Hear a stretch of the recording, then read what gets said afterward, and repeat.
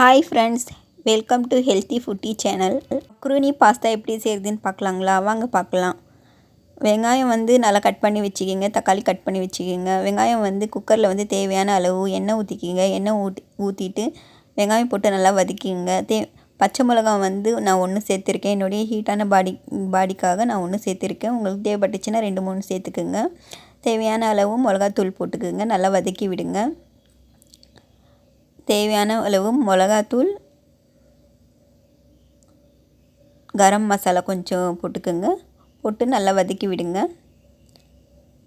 நல்லா வதக்கிட்டு பிறகு தேவையான அளவு மஞ்சள்தூள் போட்டுக்குங்க. மஞ்சள்தூள் தேவையான அளவு போட்டு நல்லா வதக்கிங்க.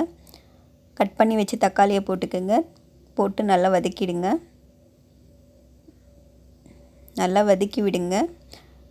தேவையான அளவு கொத்தமல்லி தேவையான அளவு கொஞ்சம் கொத்தமல்லி போட்டு நல்லா வதக்கிங்க. நல்லா வதக்கி விடுங்க. அந்த தக்காளி முழுசாக இருக்கக்கூடாது. அது நல்லா வதக்கி விட்டால் தான் அந்த டேஸ்ட்டு நல்லாயிருக்கும்.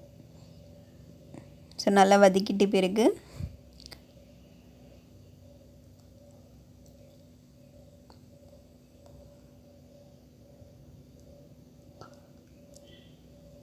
ரெண்டு கிளாஸ் தண்ணி ஊற்றிக்கிங்க.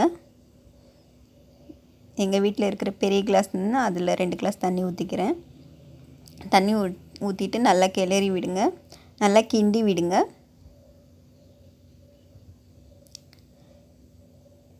ரெண்டாவது கிளாஸ் தண்ணி ஊற்றிக்கிங்க.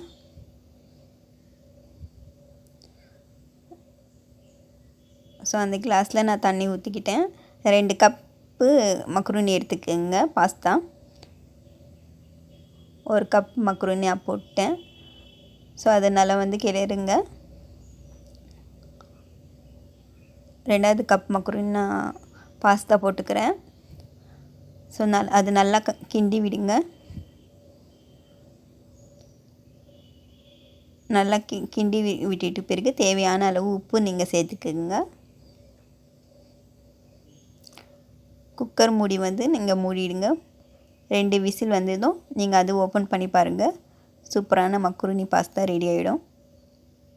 டேஸ்ட்டு அன்லிமிட்டாக இருக்கும். சூப்பராக இருக்கும். சிம்பிளாக செய்கிறது தான் இது. நல்லாயிருக்கும். இது மேலே கொத்தமல்லி இலை தூவி விட்டுக்குங்க. கொத்தமல்லி இலை மேலே போட்டிங்கன்னா உங்களுக்கு நல்லாயிருக்கும். ஸோ கெஸ்ட்டு ஆனால் வந்தாங்கன்னா சீக்கிரமாக உங்களுக்கு பசிச்சிச்சின்னா இந்த ரெசிபி நீங்கள் செஞ்சு கொடுக்கலாம். ஃபாஸ்ட்டாக முடிஞ்சிடும் ஒர்க்கு.